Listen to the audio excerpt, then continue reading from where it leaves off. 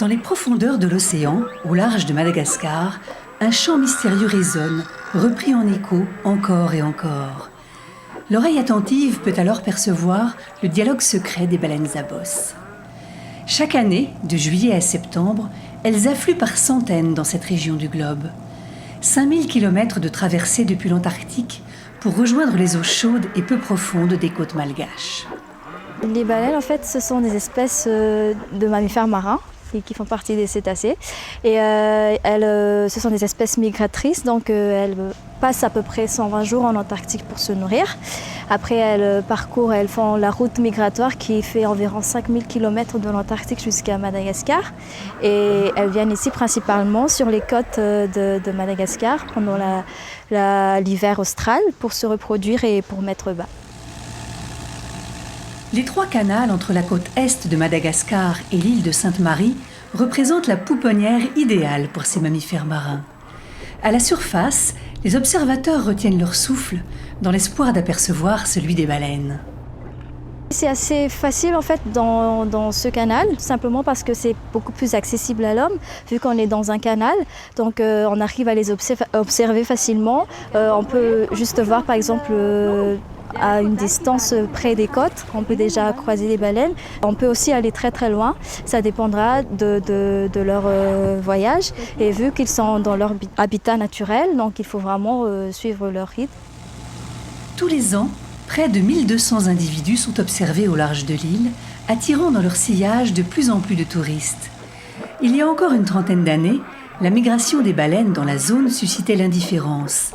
Mais depuis 15 ans, le whale watching, l'observation des baleines, s'est considérablement développé sur l'île. Il y a 7 individus, oui, 6 adultes et un baleineau. Donc c'est une mère, un baleineau avec 5 escortes, c'est assez rare. Pour encadrer ces sorties en mer avec les touristes, l'association Setamada travaille d'arrache-pied. Créée en 2009, elle a pour objectif la sauvegarde des animaux marins de Madagascar. Setamada est né déjà d'un groupe de passionnés qui travaillaient déjà depuis plus d'une quinzaine d'années sur les mammifères marins, principalement à Sainte-Marie au début. Il s'est avéré très utile et indispensable d'avoir une association de droit malgache entourée donc de ces passionnés pour pouvoir faire de la conservation en général sur 4 grands axes, à savoir l'éducation, l'éducation environnementale, la recherche et l'écotourisme, et puis aussi tout le travail communautaire, puisqu'il faut que la conservation des mammifères marins, il faut que ça revienne aux communautés. C'est d'ailleurs une loi malgache qui permet aujourd'hui d'observer les mammifères dans de bonnes conditions. Depuis 2000, un arrêté ministériel précise les règles d'observation et limite à 3 le nombre de bateaux autorisés autour des cétacés. Des consignes plutôt bien suivies par les opérateurs.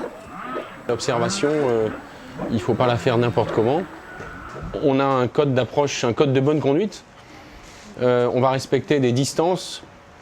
On va couper son moteur à une distance de 100 mètres. On va essayer d'être tous du même côté.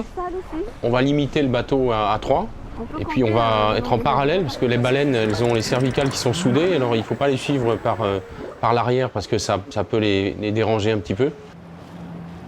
Setamada a réussi à fédérer la plupart des hôteliers de Sainte-Marie. Sur chaque bateau, un éco-guide formé par l'association anime les sorties. Pour la plupart, des volontaires dont le rôle est d'informer et de sensibiliser le public à la sauvegarde des baleines. Les expéditions n'ont pas qu'un but touristique, elles permettent à ces jeunes passionnés de récolter des données scientifiques sur les cétacés. Actuellement, il y a des étudiants qui sont en thèse sur les chants des baleines ou sur vraiment les comportements des baleines avec l'association Setamada. Donc en même temps, ces données qui seront collectées sur les bateaux touristiques être mises dans les bases de données et vont s'ajouter donc aux collectes de données qui seront effectuées à bord du bateau de recherche de l'association Setamada. Dans le but d'avoir des enregistrements continus de chants de baleines.